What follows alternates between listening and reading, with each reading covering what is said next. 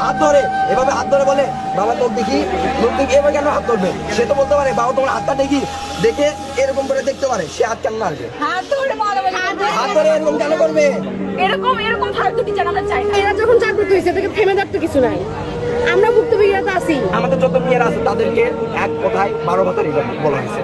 এগুলা কথা আমরা তো কোনো মেয়েকে 32 বলা হয়েছে। আমাদের মেয়েদের বর্তমানে কেন যায়? আমাদের মেয়েরা বোরকা করে আসে, যারা অন্য মেয়েদেরকেও দেখায় না, সে কেন দেখতে চায়? আমাদের সাথে যা হয় তাকে কোনো আয়া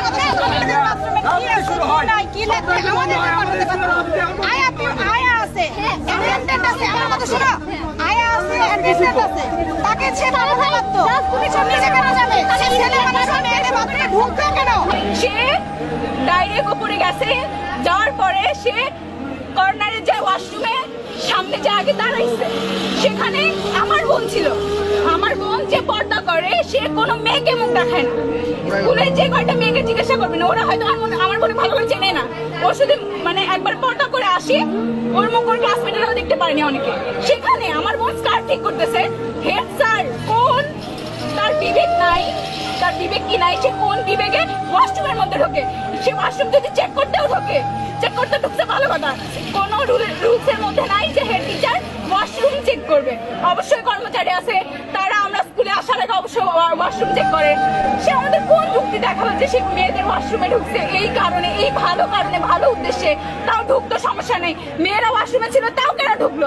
একটা আপু ওখানে ওটা ঠিক করতেছিল, যখন সে দেখে যে হেড স্যার ওখানে দাঁড়িয়ে দেখতেছে, তার কেমন লাগছে সেটা একবার চিন্তা করেন।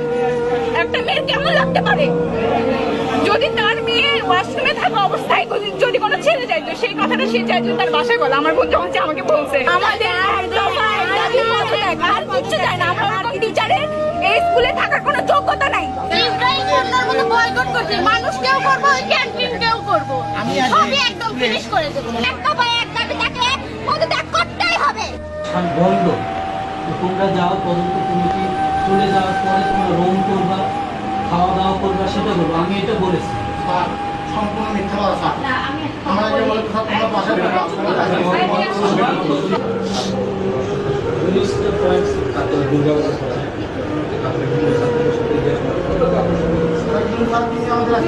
বারণ করতে স্যার, ডাইরেক্ট আজকে স্কুল বন্ধ, তোমরা স্কুল কিসের জন্য আসো? এই কথা বলছি, ম্যাডাম বলতেছেন যে আপনি ওনাদের সঙ্গে মিটিং, আমি তো কিছু জানি না, আমি কিছু জানি না। আমি আপনাকে বলছি না, না, তোমরা যে আসছো এই একটু আমি জানি। আর যা বললো আমার মনে হয় না বোঝার কিছু বলে। আমাদের আহ্বায়ক স্যার, অতিরিক্ত জেলা বিষয়ক শিক্ষা আইসিটি আলাপাত স্যার যা বলছে, আমার মনে হয় আপনাদের না বোঝার কিছু নেই। আমরা ইনশাআল্লাহ কালকে সাবমিট করব।